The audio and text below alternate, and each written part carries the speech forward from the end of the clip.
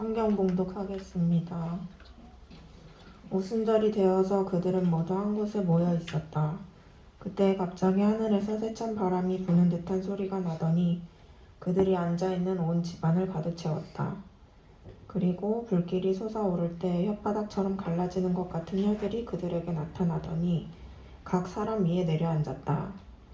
그들은 모두 성령으로 충만하게 되어서 성령이 시키는 대로 각각 방언으로 말하기 시작하였다.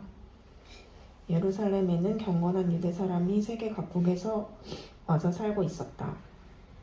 그런데 이런 말소리가 나니 많은 사람이 모여와서 각각 자기네 지방말로 제자들이 말하는 것을 듣고서 어리둥절하였다. 그들은 놀라 신기하게 여기면서 말하였다. 보시오, 말하고 있는 이 사람들은 모두 갈릴리 사람이 아니오. 그런데 우리 모두가 저마다 태어난 지방의 말로 듣고 있으니 어찌 된 일이오. 우리는 바데 사람과 메데 사람과 엘람 사람이고 메소포타미아와 유대와 갑바도기아와 본도와 아시아와 부르기아와 밤빌리아와 이집트와 구레네 근처 리비아의 여러 지역에 사는 사람이고 또 나그네로 머물고 있는 로마 사람과 유대 사람과 유대교에 개종한 사람과 크레타 사람과 아라비아 사람인데 우리는 저들이 하나님의 큰 일들을 방언으로 말하는 것을 듣고 있소. 사람들은 모두 놀라 어쩔 줄 몰라서 이게 도대체 어찌 된 일이오 하면서 서로 말하였다. 그런데 더러는 조롱하면서 그들이 새 술에 취하였다 하고 말하는 사람도 있었다. 아멘.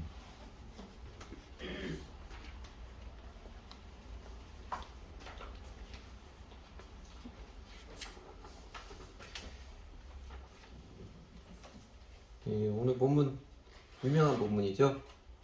오순절에 예수님의 제자들에게 성령님께서 아주 황홀하고 장엄하게 그리고 경악할 만큼 드라마틱하게 강림한 사건의 기록입니다.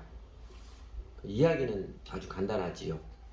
제자들이 주 예수님의 기다리라는 그 명령에 따라서 그날도 함께 모여서 기다리고 있던 어느 날 갑자기 하늘로부터 급하고 강한 바람 소리가 들리고 성령님이 불의 혀처럼 갈라져서 각 사람에게 임하니까 그들이 모두 성령으로 충만하여서 느닷없이 방언, 외국어입니다.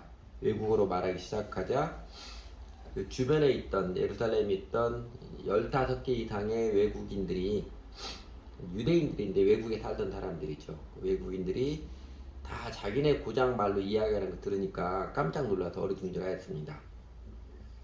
물론 그때 그 제자들에게 성령님이 충만하게 강림하셔서 각기 다른 외국어들을 말할 때 거의 모든 사람들이 어리둥절하고 경악했지만 세상에 어디 가나 그냥 쉽게 판단해버리는 사람들이 있잖아요. 그 가운데 그런 사람이 있었습니다. 저 사람들 술에 취했구만. 세상에 저는 이상한 술도 있다니까. 이런 식으로 쉽게 판단하고 단정해버리는 사람들도 있었습니다. 어쨌든 오늘 본문 스토리는 이렇게 간단한데요. 사실 그 의미는 엄청난 사건입니다. 우선 이제 오순절, 그 영어로 펜테코스트라고 그러죠. 펜타곤한테 펜타가 5이니까 오순, 순이 열이거든요. 열이 5번, 50일이라는 뜻입니다. 이게 어떤 거냐면요. 그 구약절기로 6월절, 패스오버, 그 출애굽할 때 그 장자를 죽이는 재앙이 이스라엘 족속들 하나님의 백성을 넘어갔다 해서 6월절이죠. 6월절 지나고 그 다음 날부터는 무교절을 일주일 동안 지냅니다. 누룩 없는 빵을 먹는. 그리고 무교절 지나고 그 다음 날이 초실절이에요. 이때는 이제 그 미리 처음 익어서 처음 수확을 거두는 초실절이고 그 초실절에서 7실은 49일이 지난 50일째 되는 날이 칠실절입니다. 그러니까 초실절에서 50일째 돼서 오순절 그럽니다. 그런데 예수님께서 6월절에 유대인들은 저녁 때 해 떨어져서부터 하루가 시작해서 그 다음에 해 떨어질 때가 하루잖아요. 그러니까 6월절 저녁 때 최후의 만찬을 하시고 그 새벽에 체포되셔서 해 떨어지기 전에 운명하셨잖아요. 십자가에 돌아가셨고 그 다음 무교절은 안식일이죠. 안식일에는 이제 무덤에 계시다가 안식 후 첫날 그러니까 초실절에 부활하셨습니다. 그리고 부활하셔서 50일째 되는 날 오순절에 성령님이 강림을 하셨습니다. 그래서 이제 신약 성경에서는 오순절하면 예수님이 부활하시고 50이 지난 날 이렇게 이야기를 하지요. 그런데 우리 1절에서 그래서 아이고 아래 거 했는데 안 했네. 하고 했어야 되는데 아직 테니까 오순절에 되어서 그들은 모두 한 곳에 모여 있다 그러는데 이 그들이 12사도로 지칭한 것인지 그 전에 함께 모여 있던 120여 명을 지칭한 것은 확실하지 않습니다. 그런데 그 2절에서 그들이 앉아있는 온 집안에 가득 채웠다라고 말한 것을 보면, 그리고 그 다음에 이제 우리 본문 다음 14절에도 베드로가 11사도와 함께 서서 그 복음을 전했다는 기록을 보면 성령님께서 아주 황홀한 광경으로 강림하심을 받은 사람들은 아마 12사도의 가능성이 더 높다고 해석을 합니다. 지난 1장에서 사도들이 예루살렘이나 마가의 다락방에 모여서 지냈는데, 옛날 당시 아무리 다락방이 커도 120명이 다 들어가는 다락방이 있기는 좀 쉽지 않잖아요. 아마도 120여 명이 모였던 것은 예루살렘 성전에 주로 모였을 것이라고 추정을 하면 이거는 12사도의 가능성이 높습니다. 그런데 12사도에 국한되었던 또 120여 명이든 다 숫자가 그렇게 중요한 것은 아니고요. 중요한 것은 예수님께서 약속해 주신 대로 마침내 성령님께서 모든 사람이 부인할 수 없는 확실한 광경으로 주 예수님께 헌신한 사람들, 제자들이죠. 자아를 내려놓고 주 예수님께 헌신한 사람들에게 강림했다는 이 사실입니다. 그 성령 하나님께서 급하고 강한 바람 소리, 또 불의 혀처럼 갈라지는 모습으로 제자들 각 사람에게 강림하고 이 제자들이 성령으로 충만해져서 말을 하는데, 그냥 그 사람들 그냥 말을 하는데 듣기에는 사람들이 다양한 외국어를 아주 자연스럽게 말하니까 예루살렘에 모이는 각 나라 지방 출신인들이 모두가 어리둥절하고 의아해고, 그래서 베드로가 그들에게 어리둥절하고 의아한 애들에게 11사람 함께 서서 복음을 쭉 전했고, 그 복음을 듣고 많은 사람들이 회개하고 침례를 받아서, 그래서 그렇게 침례를 받아 회개하고 침례를 받은 사람들이 12사도와 함께 이 땅의 첫 교회 예루살렘 교회가 시작되었음을 증거해 주는 게 이제 사도행전 2장입니다. 근데 이처럼 오늘 보면 성령님께서 급하고 강한 바람 소리, 불의 혀처럼 갈라지는 모습으로 제자들이 임하여서 제자들은 방언하게 되었다. 이 오순절 성령 강림에 대해서는 교회 안에 오해가 많습니다. 여러분도 이렇게 저렇게 들은 바가 많을 거예요. 그리고 별로 생각 안 하지만 자세히 생각하면 좀 뭐가 맞는가 혼돈스러운 게 많이 있을 것입니다. 이렇게 오순절 성령 강림에 대해서 오해가 많았던 데에는요, 현대 교회 역사에서 오순절 운동이라고 합니다. 펜테코스트 무브먼트라고 그러고, 오순절주의가 크게 영향을 미쳤기 때문에 그렇습니다. 조금 이제 상식적으로 이야기 드리면 오순절 운동은요, 19세기 말 미국에서 이제 이 강화가 일어났던 일종의 이제 성결 운동, 신유 운동을 이끌어선 찰스 팜이라는 목사님이 있었습니다.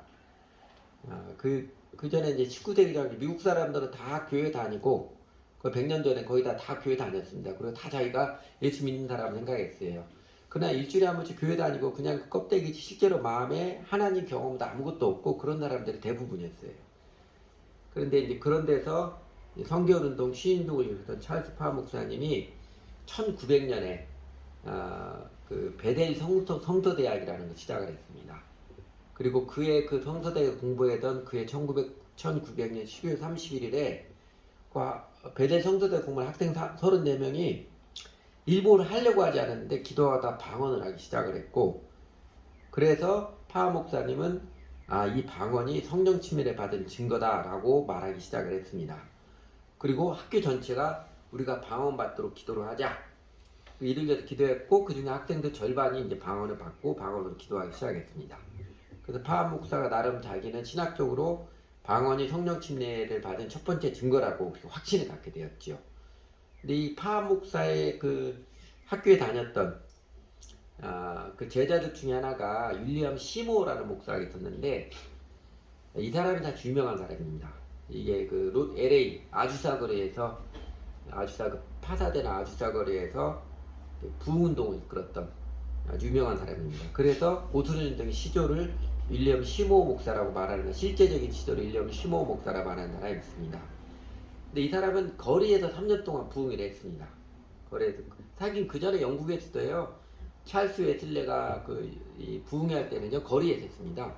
그리고 거리에 공고 붙여가지고 어느 날 어느 들판에서 부흥회 50점에 그 들판으로 사람들이 막 몇천 명씩 찾아갔었어요. 그때는 자동차 없으니까 조용히 했겠지요. 가능했겠지요. 네, 3년간 부흥회를 했는데 이 거리 부흥회 그리고 조금 더 하면 이제 천막 거쳐가지고 부흥운동을 하는데 이게 미국 전역으로 퍼져나갔고 그 부흥운동을 통해서 이렇게 방언을 하게 되고 사람들이 열정으로 기도하면서 마음의 뜨거움을 체험하고 그러면서 이게 이제 전 세계적 유럽과 아프리카뿐만 아니라 일본, 홍콩에까지 영향을 퍼져갔습니다. 그래서 뭐 오늘날에도 신학자들이 오순절 교단의 뿌리는요 이 아주사거리 312번지에 드러난 요 윌리엄 시모 목사의 거리 부흥회 이것으로 보고 있습니다. 그 오순절 주자들은 그 전 세계 다양한 부흥 운동은 모두 오순절 운동이다. 성령께서 역사하시는 오순절 운동으로 주장을 합니다. 그래서 곧 열심히 기도하고 마음이 뜨거워져서 성령 체험을 하고 방언을 말해야 부흥이라고 말을 하는데 그런데 이들의 주장을 말문을 막는 사건이 하나 있습니다. 그게 뭐냐면 1970년대 우리나라에 있던 평양 대부흥 운동입니다. 그러니까 평양 대부흥 운동은 그때는 방언과 각종 은사가 나타나지 않았습니다. 사람들이 열광적으로 뜨겁게 기도하고 그러지 않았어요. 사경이라고 그러죠. 성경 말씀을 쭉 강론하고 그 말씀을 듣고 사람들이 회개하고 그 회개에 자백을 하는 그 모습들이 많이 일어난 그래서 평양 대부흥 운동은 진정한 부흥 운동이라고 말합니다. 우리나라에는 조영기 목사님의 순복음교회가 이 순복음교회가 기독교 역사상 최고의 성장률을 교회 성장 기록을 세웠고 그 다음에 세계 최대의 교회로 성장을 한 순복음교회가 우리나라 교회 전체에 영향을 많이 미쳤습니다. 조영기 목사는 1958년 5월에 서대문구 대조동 지금도 그 대조 순복음교회도 있습니다. 권사님 원래 그 교회 다니셨던 그죠? 우리 권사님 다녔던 교회입니다. 그 대조동에서 천막교회를 시작했고 1974년에 여의도에서 그 지금 건물 여의도 순복음교회 새 교회 건물을 공장하게 완공을 하니까 교회가 급격히 성장해서 2014년 기준으로 신도수가 78만 명에 이르는 그 후로는 이제 각각 흩어져서 예배드리고 합니다. 흩어져 예배드리는데 그때는 아침 7시부터 주일날이면 저녁 9시까지 주일 예배 13부로 들어가 78만 명을 동원한 세계 최대의 교회 기록을 세웠습니다. 목사들은요, 특히 개척하는 목사들은 교회 성장이 생존 사명이고 지상 사명입니다. 그러니까 교회가 성장하면 굶어 죽거든요. 교회 문 닫아야 되니까 어떻게든 교회 성장을 하려고 그러고 그리고 그것뿐만이 아니라 우리 교회가 이렇게 성장했다 이래야 뿌듯하거든요. 그래야 어디 가서 큰 소리 칠 수도 있고 그게 지상 사명이에요. 그러니까 막 기록적인 교회 성장한 순복음교회를 많이 따라했지요. 저렇게 하니까 교회가 성장하더라고요. 또 실제로 순복음교회 따라서 하니까 성장하는 교인들이 많아지는 교회들이 많이 있었습니다. 그 영향이 지금까지도 많아서 기도회를 하면 아주 뜨겁게 큰 소리를 기도를 해야 기도를 잘하는 것 같고 방언을 해야 성령을 받은 것 같고 그러니까 기도를 하면 일부러 쉬쉬 바람 소리를 내고 오는 사람도 있고 그러면 성령님이 강림해서 부흥될 것이라고 그렇게 여기고 있습니다. 지금도 여러분 주변에 목사들 만나거나 열심히 그렇지만 이렇게 말하는 사람 적지 않게 있습니다. 아직도 우리 주변의 목사들 교인들 중에는요 열심히 기도해서 성령 받고 방언해야 그 성령 충만한 진짜 그리스도인이다. 그냥 교회만 다녀서는 그거는 가짜다. 이렇게 말하는 사람들 많아요. 그 근거로 제시하는 게 오늘 본문입니다. 사도행전 2장 오늘 본문을 근거로 해서 사도들이 그렇게 열심히 기도해가지고 성령을 받아서 방언하지 않았느냐. 그래서 우리도 열심히 기도해서 성령을 받아서 그 성령을 받은 증거가 방언이다. 그래서 교회가 폭발적으로 성장한다. 이렇게 주장하는 분도 아직도 많이 있습니다. 우리 주변에 여러분도 흔히 들을 수 있는 이야기라 제가 오늘은 오순절 성령 강림 사건의 의미에 대해서 오해와 이 사건의 진정한 의미, 이해를 말씀드리고자 합니다. 첫째는요, 뭐 우리 교회 오래 다닌 사람들은 이렇게 저렇게 성경 공부하고 들어서 다 기억하시겠지만 그래도 한 번 더 정리하면 기도 맹렬히 한다고 성령님이 강림하신 거 아닙니다. 기도 맹렬히 한다고 성령 받는 거 아니에요. 성령을 받는 것은 회개하고 예수님을 주님으로 진정으로 믿는 그러니까 주 예수님께 자신의 마음과 인생을 헌신한 사람들에게 헌신한 사람들이 성령을 받습니다. 그러니까 사도들이 오늘 본문에서 오순절에 마가의 다락방에 맹렬히 기도할 때 성령님의 불의 혀처럼 임했고 방언했다고 쉽게 말하는데, 여러분 사실 오늘도 사도행전 본문 2장에 잘 보면요, 1절 2절에 보면 제자들이 열심히 기도해서 성령이 했다 이런 기록 없습니다. 그죠? 그냥 모여있을 때 갑자기 개혁 개정판에 후련이라고 그러죠. 느닷없이 그냥 우리가 성령을 받아야지 하면서 열심히 기도 그런 게 아니라 그냥 제자들이 모였는데 예수님이 기다리라고 그랬잖아요. 기다리면 성령이 계속 오실 것이다. 그냥 기다리고 성령이 느닷없이 임하신 것입니다. 물론 앞에 1장에서 예수님이 승천하신 다음에 오순절까지 열흘 동안 사도들은 함께 지냈고 그런 동안 그들이 기도에 힘썼다고 이야기가 나와 있어요.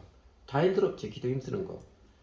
그러나 그때도 사도들의 기도는요, 사도들이 예수님의 가르침을 잘 받아들인 사람이라는 걸 기억한다면, 그러니까 끈질기게 포기하지 않고 끈질기게 기도를 했겠지만 그 산상수훈의 예수님의 기도의 가르침, 기도에 대한 가르침을 기억을 하면요, 사도들이 그렇게 난리를 치고 이방인들에게도 좀 열광을 하면 그렇게 기도하지 않았을 것입니다.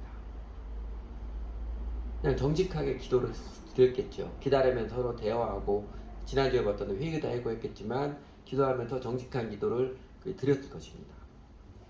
그래서 여러분, 성령 받으려면 아주 목이 쉬도록 아주 뚜껑 열어놓고 맹렬히 기도해 성령을 받고, 그렇게 해가지고 방언이 터지면 막 정신 나가듯이 방언이 터지면 성령을 받은 증거라고 말하는 것은요, 예수님의 가르침에 비추면 크게 잘못된 것입니다. 그리고 사실 종교의식을 그렇게 열광적으로 하는 것은 이방 종교의식에 가깝습니다. 사도행 그 열왕기상 18장의 갈멜산에서 그 엘리야가 바알의 제사장들과 영적인 인카운터, 영적 대결을 하잖아요. 그때 엘리야는 어떻게 기도해요? 아주 단정하고 인격적인 기도를 드리잖아요. 근데 바알의 제사장들은 아주 난리를 치죠. 우리나라 뭐 무당 활개 치는 것처럼 아주 난리를 치면 나중에는 극단적인 자해를 하면서까지 그렇게 합니다.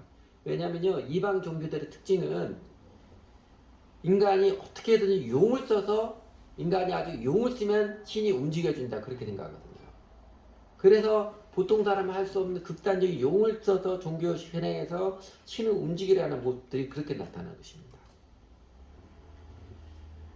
예수님의 제자들이, 이 12사도들이 이때 성령을 받은 것은요, 성령 강림을 받은 것은 딱 이날, 이때 모였기 때문에, 열흘 동안 예수님 승천한 열흘 동안 모였었기 때문에 그런 건 아니잖아요. 또 모여서 그들이 기도에 전혀 힘썼기 때문에 그래 성령 받은 게 아니고, 그 이전에 뿌리가 있잖아요. 예수님 따라다녀 3년 반 동안 배웠고 십자가 부활을 경험했고, 그래서 자아가 완전히 깨어져 내려지는 진정한 회개를 했고, 그리고 예수님 가르침을 잘 받아서 하나님 나라 비전으로 그들의 마음도 들여졌고, 그래서 예수님 승천하신 오순절에 예수님이 약속해 주신 성령을 받았잖아요. 근데 그 과정 다 빼버리고 그냥 열심히 기도만 하면 성령 받겠지, 이거는 넌센스입니다. 그리고 제자들의 이런 과정, 3년 반 따라다니며 예수님 배우고 십자가 부활 경험하고 이런 과정을 통해서 제일 중요한 것은요, 이 제자들이 진정으로 회개하고 예수를 그리스도 주님으로 모시고, 그래서 이제는 사나 죽으나 이제는 예수를 위해 살아가는 마음, 이제는 주 예수님께 헌신된 마음의 사람이 된 것입니다. 그래서 성령이 임했지요. 그러니까 앞에 중요한 과정 다 생략하고 오순절날 모습을 그냥 대충 뭐 정확히 따라하는 것도 그냥 대충 마구 따라한다고 성령 받는 게 아니잖아요. 그 성령을 받는 성령 침례는요, 회개하고 예수를 주님으로 믿는 사람이 받습니다. 우리 다음 주에 보게 될 유명한 말씀, 사도행전 2장 38절의 핵심이죠. 이 세 번역으로 그 베드로가 그 앞에 이제 다음 주에 할 텐데, 11사도 함께 해서 그 모인 어루둥절에 있는 예루살렘에 모이는 많은 나라 사람들이 쭉 복음을 전하지요. 쭉 복음을 전하가면서 예수가 그리스도이십니다 전하니까 사람들이 마음에 찔려가지고 우리가 참 잘못했구나, 그럼 우리가 어떻게 해야 됩니까? 했을 때 해답을 주신 거죠. 회개하십시오. 그리고 여러분 각 사람은 예수 그리스도의 침례를 받고 죄 용서를 받으십시오. 그리하면 성령의 선물을 받을 것입니다. 침례를 받는 것은 신앙 고백입니다. 예수 그리스도가 나의 주님이십니다. 이제 저는 예수님에 살아가는 사람입니다. 이제는 제 마음대로 살지 않고 저는 사나 죽으나 예수님의 것입니다. 이게 우리 정직한 믿음이잖아요. 그리스도는 정직한 믿음인데 이 믿음을 고백하는 게 침례입니다. 그러니까 요거를 조금 더 이해하기 쉽게 도식화시키면 이런 거죠. 우리 사람들이 하는 반응은 복음 앞에 회개하고 이게 내 마음대로 살고 내 편의대로 내 주관대로 내 오만한 생각대로 내 뭐든지 하여튼 교회 생활도 내 마음대로 하고 하나님도 내 마음대로만 하고 이렇게 하려고 했던 그 내 마음대로 이 자기중심주의 죄를 회개하고 그리고 침례를 받음으로 이제는 예수님 나의 주님이십니다. 저는 예수님께 드려진 사람입니다. 이 고백을 할 때 하나님께서 주신 선물이 뭐예요? 우리 죄를 다 용서해 주셔서 우리 영혼의 죄가 사함 받은 그 기쁨, 감격을 내려주시고 그리고 성령을 선물로 보내주십니다. 이 도식이죠. 이게 제일 중요합니다. 그래도 현대 기독교 역사에서 이 오순절 운동이 그래도 긍정적인 영향을 끼친 것이 있습니다. 그게 뭐냐면 그 옛날 미국이나 오늘날 한국교회, 더군다나 미국도 마찬가지로 서구문화교회에서 관념뿐인 신앙, 이 껍데기 종교인들의 타성에 젖은 가짜 신앙. 그냥 일요일에 주일날 예배 한번 드리면 됐지. 속으로 은근히 그렇게 생각하거든. 그 다음에 회심 없는 교회 생활. 교회 열심히 했는데 자기가 죄 있는 것도 잘 모르고 그리고 죄 있는 거 인정도 안 합니다. 그러니까 여전히 그 사람들 교회에서 자기 잘난 척하면서 하려고 그래요. 그 자기 연약하나 죄진 거는 절대로 말 안 하죠.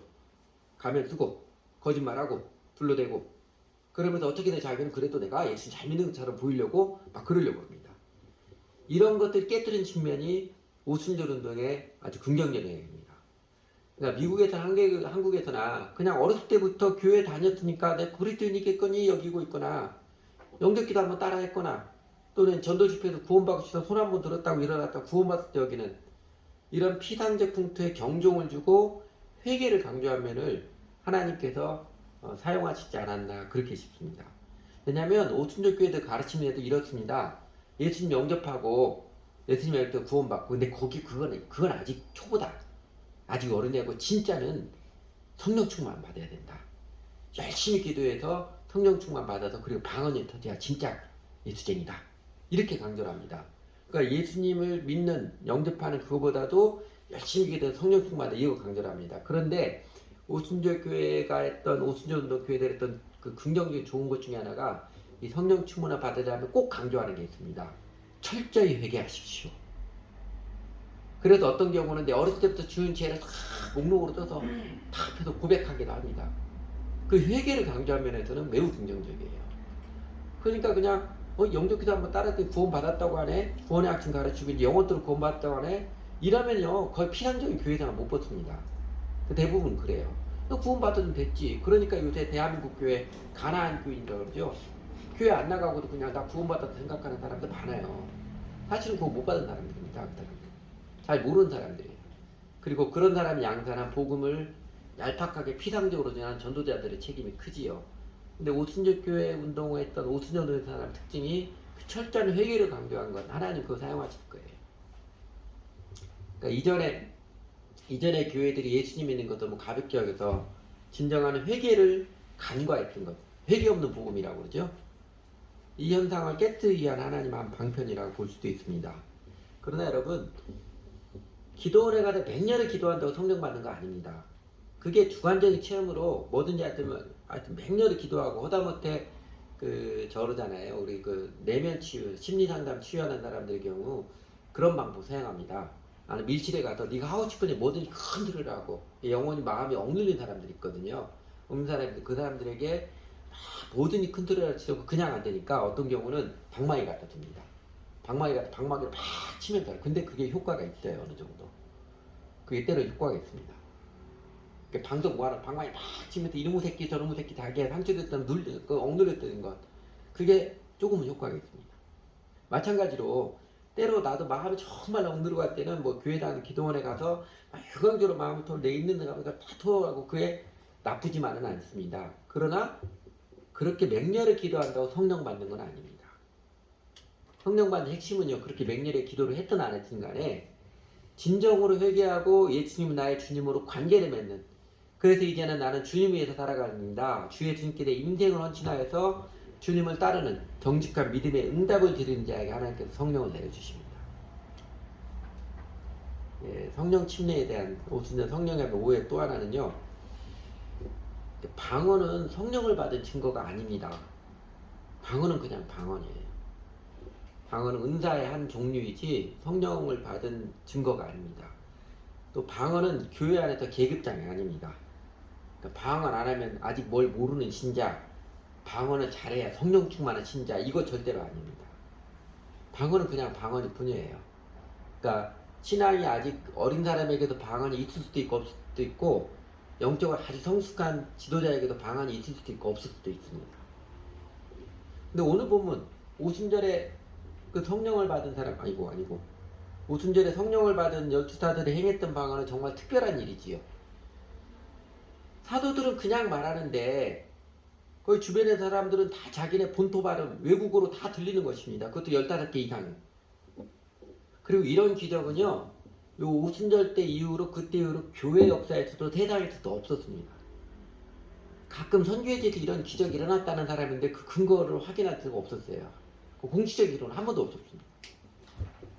그러니까 오늘 본문을 근거로 해서 성령을 받은 증거로 방언을 해야 한다면요, 외국어를 말해야 한다면 지금까지 성령 받은 사람 한 사람도 없는 셈이에요. 사도들처럼 이렇게 방언한 사람은 없었거든요. 더 놀라운 거 그렇죠. 여러분, 이 12사도들도 이날 이후로, 오순절날 이날 이후로 이렇게 방언하는 동시통역 외국어한 기록 없습니다. 그때뿐이었어요. 그리고 여러분, 오늘날 교회당 안에서 행하는 방언기도는 완전히 다른 것이죠. 사도행전 2장에서도 동시통역 외국어가 완전히 다른 거잖아요. 오늘날 교회당에서 행하는 방언기도는 이렇게 신학적으로 정의합니다. 영어로 말하는 비지성적 언어, 이렇게 정의를 합니다. 쉽게 말하면 영어로 말하지만 뜻을 알아들 수 없는 소리, 이런 말이에요. 그렇잖아요. 뭔 말인지 하나도 모르겠잖아요. 그리고 이제 방언에 대해서 구체적인 지침으로 고린도 교회가 이제 방언 때문에 좀 소란스러워서 그 고린도 교회 사도 바울이 고린도 전서에 방언에 대한 구체적인 지침을 하잖아요. 그래서 우리들이 생각하기에 고린도 교회에서 방언했던 사람들이 오늘날 교회에 다니는 사람의 것처럼 방언 기도한 것처럼 랄랄랄 하면서 방언 기도한 것처럼 생각을 하는데, 현대 성경학자들은 조금 더 다르게 해석합니다. 아마 현대 성경학자는 오늘날 교회 다닐 때는 방언 기도와 고린도 교회 방언은 조금 다르지 않았나, 그렇게 말합니다. 왜냐면요, 그 고린도 교회에 보면 전세에 방언 통역하는 사람이 있으면 교회 안에서 차례를 한 사람씩 하라고 그러잖아요. 통역하는 사람이 없으면 하지 말라고 그랬는데, 그 가르침을 보면 고린도 교회에 문제가 된 것은 오늘날처럼 통역할 사람이 없는 게, 통역 자체가 불가능한 비저성적 언어를 크게 해서 시끄러워서 문제가 된 것보다도 자꾸 어떤 사람들이 다른 사람을 알아듣지 못하는 외국어 자꾸 말하는 거예요. 자기 잘난 척하라고 외국어 말하니까. 그래서 문제가 된 것이고, 그래서 그 외국어 통역할 수 있는 사람 없으면 교회에서 외국어 말하지 말라고 가르치는 것이라는 그 해석이 점점점 힘을 받고 있습니다. 뭐 이거나 저거나 큰 차이는 없겠지만, 근데 하물며 여러분, 자기도 뭔 말인지 모르는 소리, 옆 사람에게는 그냥 시끄러운 소리, 소음으로 들리는 방언을 다른 사람들한테도 마구 행하는 것은요, 이거는 자기 잘난 척하는 거예요. 그리스도는 기본적인 예의가 아닙니다. 그래서 고린도전서 사도를 명확하게 교회 모일 때 방언하지 말라고 그러잖아요. 굳이 한다면 통역이 있을 때만 그것도 한 사람씩 차례로 그렇게 하라고 가르쳐준 겁니다. 근데 여러분, 기도하다가 내 감정이 복받쳐서 쏟아져 나오는 방언, 그거 일부러 막지는 마십시오. 그리고 나도 모르게 기도하다가 방언이 나오면 어쩌면 그 은사를 주신 하나님께 감사하십시오. 내가 어떻게 내 마음 표현할지도 모르겠고 그러는데, 그래서 울면서 그냥 기도하는데 하나님의 방언을 주시면 감사하십시오. 그리고 개인 기도 시간에 그렇게 방언이 나올 때면 얼마든지 방언으로 기도하십시오. 그러나 성경의 가르침처럼 다른 사람에게 폐가 되지 않도록 혼자 하나님 앞에 행하십시오. 우리가 같이 공동으로 기도할 때도 그래도 큰 들으라는 그거 사실은 성경의 가르침에 맞지 않는 것입니다. 다 같이 랄랄랄라 하면 뭔가 뿌듯하게 갖고 뭐 카타르시가 약간 되고 그러긴 하겠지만은요, 교회 기도는 질서 있게 다른 사람에 폐가 되지 않도록 기도하는 것입니다. 다른 사람에게 들리지 않을 정도로. 제가 많이 강조하는 게, 우리 교회 기도할 때도 우리 예배 중에 기도할 때도 근데 여러분 소리 내서 기도해야 됩니다. 왜냐하면 처음 기도하는 사람이 소리 안 내서 기도해도 묵상 기도는 쉽지 않아요. 그래서 소리 내는데 옆 사람에게 막 나 잘났다는 식으로 큰 소리로 기도하려고 하지 마십시오. 그냥 느닷없이 멀쩡하게 있다 갑자기 감정이 훅 뚜껑 열려가지고 막 그렇게 기도하지 마십시오. 그냥 단정히 하나님 앞에서 이야기하듯이 나만 들을 수 있는 정도, 그 정도 소곤소곤하면 기도하셨잖아요. 그냥 묵상해서 하는 기도는요, 어느 정도 기도의 습관이 된 사람이 할 수 있습니다. 대부분은 그냥 말 안 하고 있으면 여러분 다 아실 거예요. 기도하다가 공상의 나래를 내 마음 공상의 나래를 펼쳐가는 거 아실 거예요. 그래서 소리내서 기도하십시오. 그러다 하나님 어떤 사람 이 사람이 이게 좋겠다 싶으면 방언하는 은사를 주시고 그럴 거예요. 그러니까 여러분 이런 것은 우리가 경계를 해야 됩니다. 예, 또 삼가야 되죠. 방언 기도라면 자신이 뭔가 뿌듯해진 거 이것까지는 괜찮아요. 좋아요. 그런데 방언 기도를 했다고 해서 자신의 신앙이 한 단계 업그레이드 된 것처럼 착각하는 것은 그건 착각입니다. 방언은 5만 가지 은사 중에 한 가지 은사 하나님 그냥 공짜로 준 선물이거든요. 근데 그거 가지고 내가 신앙이 성숙했다라고 된 거죠. 업그레이드 된 것도 착각하는 것은 오만한 착각이에요. 내 느낌, 내 마음에 좋게 느낄 수 있지만 더 나아가서 이거를 하나님께서 공짜로 주시는 자를 계급장처럼 여기서 너 아직도 방언도 못하니? 이러고 나 방언할 줄 안다? 이건 어린애들이 자랑질하는 거 비슷한 거예요. 똑같아요. 그리고 이제 순진한 사람들 잘 모르면 어떤 사람이 큰 노래를 방언 기도하면 뭐 대단한 사람처럼 여기 쉬우나 사실 그거 아무것도 아닙니다. 그러니까 방언했기 때문에 자신이 영적으로 뭔가 된 것처럼 여기는 사람은요 사실은 영적으로 미성숙했거나 아니면 사실은 믿음의 기본이죠. 자기가 높아지려는 그 자기 의의 마음을 부인되지 않은 우리 믿음의 기본이 자기를 부인해 준다는 건데 근데 그 자기가 높아지려는 그 마음 부인되지 않은 사실은 위험한 사람. 그래서 고린도전서 가르침에 따르면 성경 가르침에 따르면 1만 마디 방언 기도하는 것보다 한마디 정직한 기도를 하나님께서 더 기뻐하십니다. 그러니까 주변 사람들에게 혹하지 마십시오. 방언해야만 뭐 좀 영적으로 성령 충만한가 그거 전혀 아닙니다. 오히려 내 회개와 믿음이 정직한가 이거 봐야 됩니다. 내가 정직하게 했고 정직한 믿음인가. 그 믿음이 한 번의 사건이 아니라 예수님 배우고 따르는 거잖아요. 사랑으로 참된 것을 말하신 예수님을 내가 정말 회개하고 잘 따르고 있는가 이게 중요한 것입니다. 그러면 여러분 오순절에 이렇게 황홀하고 경악스러운 모습을 성령님께서 강림하신 뜻 그 의미는 무엇이겠습니까? 오순절 성령님은요 예수님의 그 성육신 인카네이션 하늘의 보좌를 보시 이 땅에 태어나심과 비슷한 것입니다. 그러니까 성령님께서 예수님의 바톤을 이어받아서 이제 이 땅에 내려오셔서 하나님 나라 운동을 본격적으로 행사하시는 위대한 시작의 선포입니다. 예수님이 이 땅에 아기 예수로 내려오셔서 3년반 동안 살아가시면서 그 하나님 나라가 시작했던 기초를 놓으셨잖아요. 십자가 부활을 통해서 제자들의 사무치를 통해서 그 기초를 놓았고 그래서 성령 예수님이 승천하시면서 분명히 약속하십니다.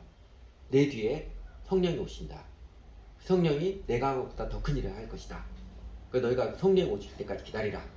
성령이 믿도록 너희가 이제는 하나님 나라 운동에 적극적으로 참여해라. 이렇게 약속해 주셨거든요. 실제로 예수님 승천하시고 지금까지 예수님의 제자들 삼으시고 그 하셨던 그 하나님 나라 운동의 사역을 이제 성령님의 바토리를 받아서 본격적으로 시작하시는 것입니다. 그 첫 시작이 오순절 성령강입니다. 예수님께서 아기의 모습으로 아주 조용히 이 땅에 내려오셨지만 그러나 아주 조용한 것만 아니었죠. 하늘의 별들이 증거했고 천사들이 찬양으로 황홀한 증거들이 있었듯이 성령님께서 예수님의 바톤을 이어서 이제 성령님께서 주체가 돼 이 땅에 내려서 하나님 나라 운동을 본격적으로 전개하시는 이대한 시작 때도요. 오순절 성령 강림 예루살렘에서 아주 미미한 일입니다. 사실 아주 미미한 사건이 돼요. 그러나 그 예루살렘 한 구석에 일어난 미미하지만 확실한 하나님의 증거가 드러난 황홀한 사건이지요. 부인할 수 없었던 하나님께서 확실하게 황홀한 증거들을 주신 것입니다. 그리고 성령님께서는 예수님의 십자가 부활 구속의 사역을 기반으로 해서 하나님 나라 하나님의 통치가 온 땅 세상의 모든 영에 임하게 하기 위해서 예수님께서 준비해 놓았던 제자들을 통해서 예수님이 예고했던 이제 교회를 세우심으로 성령님 역사를 시작하십니다. 그래서 사도행전 2장은요 2장 그 오순절 성령 강림은 그렇게 성령님께서 예수님의 그 사역 바톤을 이어받아서 이제 성령님께서 본격적으로 하나님 나라 운동을 전개시킬 거예요. 이 땅에 내려오신 위대한 시작이고 그 위대한 시작은 바로 교회를 세우는 것부터임을 증거해주는 역사적인 사건입니다. 그 역사적인 기록입니다. 우리 잘 아는 것처럼 인터넷 찾아보니까 누가 이렇게 좋은 그림을 이쁘게 그려놓았더라고요. 창조 타락 구속 완성. 하나님의 선한 시창조, 인간의 전적 타락, 예수님의 온전한 구속, 성령님의 충만한 완성. 저희가 이틀로 보잖아요. 세상 역사에 대한 성경의 해석인데 창조 타락 구속 완성하듯이 이제 예수님께서 온전히 이루어진 구속의 은혜와 능력을 기반으로 해서 성령 하나님께서 그 구속의 생명과 능력이 온 땅에 임하도록 위대한 일을 행하실 것임을, 교회를 통해서 그 위대한 생명의 대행진을 행하실 것임을 알리는 게 오순절 성령 강림이고 그 시작이 교회를 세우신 것입니다. 그래서 오늘 본문 오순절 성령 강림은 성령님께서 등장하시는 놀라운 선포이지요. 이제 성령님께서 다음 주자로, 예수님 다음 주자로서 하나님 편의 다음 주자로서 하나님 나라를 완성시키기 위해서 인간의 역사의 무대에 주체로서 등장하시는 놀라운 선포입니다. 그리고 그 성령님 하나님 나라 완성을 위해서 이 땅에 가는 첫째로 행하신 바가 교회를 세우실 겁니다. 회개하고 예수를 주님을 믿는 사람들에게도 교회를 세우십니다. 회개하고 예수를 주님을 믿고 따른 제자들, 이 제자들 중심으로 교회를 세우시고 교회를 세우시 이 땅 고쳐준 역사를 시작하신 기록이 사도행전 2장입니다. 오순절에 이런 측면을 생각해 봐야 됩니다. 성령님께서 이렇게 강림하시고 그 다음 이제 베드로가 복음 전도에 따라서 사람들이 회개하고 예수님을 주님을 믿어서 지상의 첫 교회 예루살렘 교회가 시작되었는데 우리 얼마 전에 그 성경할 때 사도행전 기억했지만 그 이후로 나타난 사도행전에 나타난 교회들 안디옥 교회, 에베소 교회, 데살로니가 교회, 빌립보 교회 이런 교회들 이 교회들은 다 예루살렘과 똑같았나요?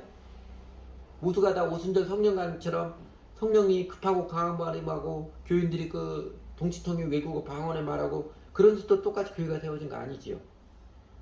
그런 게 없었습니다.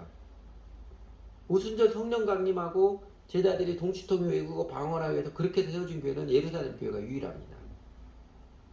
그래서 오순절 성령 강림은 크리스마스처럼 성령님께서 임하신 역사적인 사건입니다. 그 신앙을 뜨겁게 회복하기 위해서 오순절은 반복된다 이렇게 외치고 하는 사람이 있는데 오순절 성령 강림은 반복되는 사건이 아니에요. 시작이죠. 그와 비슷한 성령님께서 하나님 나라 운동을 행하시는 것은 계속해서 확산되고 반복이 됩니다. 그러나 이 사도행전 2장처럼 똑같이 이런 패턴으로 똑같이 되는 건 반복되는 사건은 아닙니다. 그 이후 모든 교회는 사도행전에 나타났던 뭐 아까 그랬던 안디옥 교회나 에베소 교회나 데살로니가 교회나 빌립보 교회나 그 이후 기독교 모든 교회는요 어떻게 교회가 세워졌어요? 복음을 듣고 회개하고 예수를 진정으로 주님을 믿는 사람들, 예수님을 주님으로 관계를 맺고 주에 든 다른 사람들을 성령께서 이끌어서 교회를 세워가셨습니다.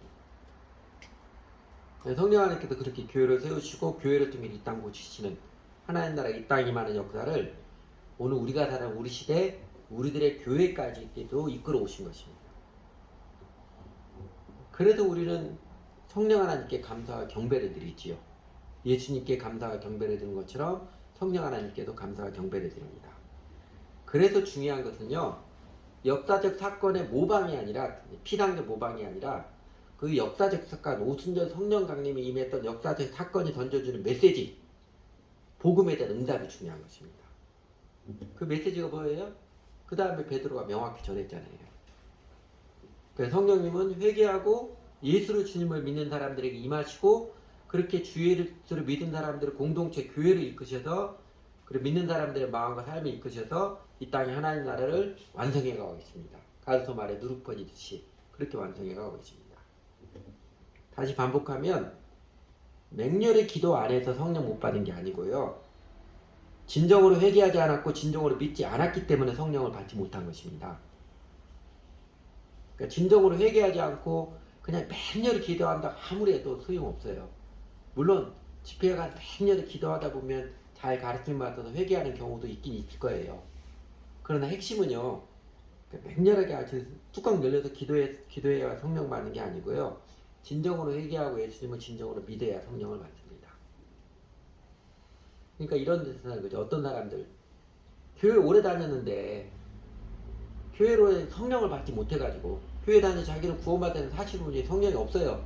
성령을 받지 못했으니까. 그러니까 여전히 어떤 사람 여전히 죄에 굴복하고 지고 마는 이 초라한 인생을 개가 그 토하였던 거 도로 먹는 것처럼 반복합니다. 죄 짓는 게 반복을 해요.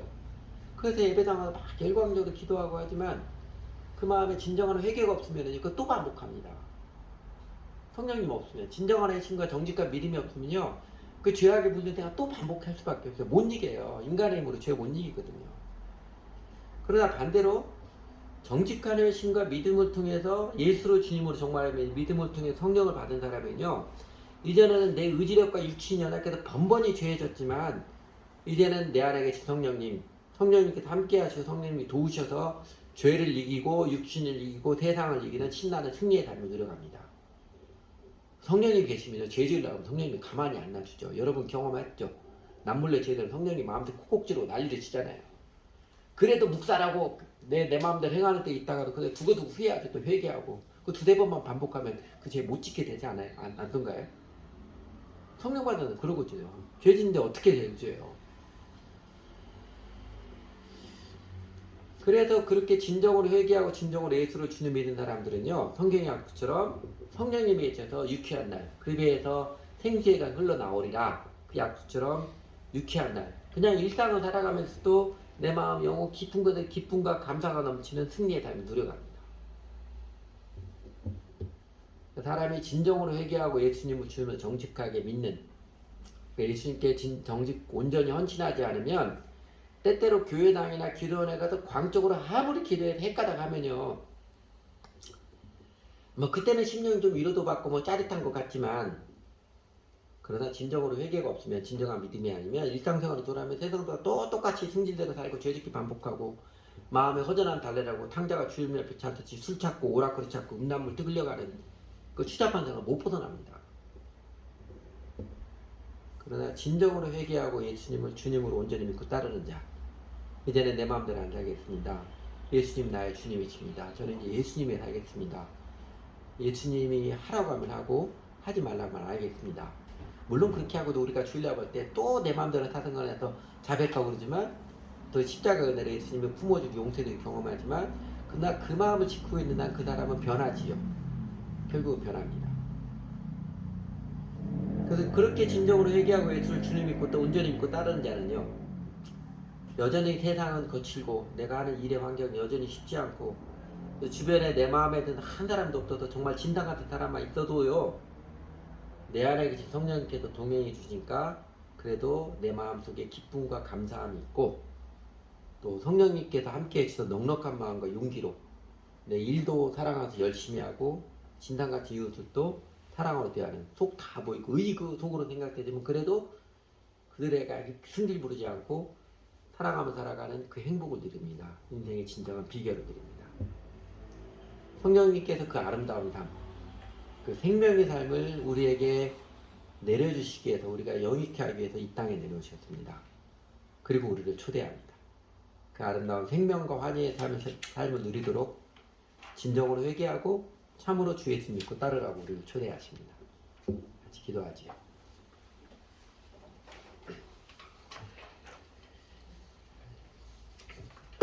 요는 내 의지로 열심을 내는 이거보다도요 내가 진정으로 회개하고 진정으로 예수를 주님으로 믿느냐 요겁니다. 여러분 성령님께서 마음에 느끼고 깨닫기에 따라서 우리 한번 기도하죠. 예수님 정말 이제는 예수님에 살겠습니다. 예수께 내 인생 온전히 의탁하며 살겠습니다. 우리들의 믿음의 마음 함께 같이 기도하도록 하겠습니다.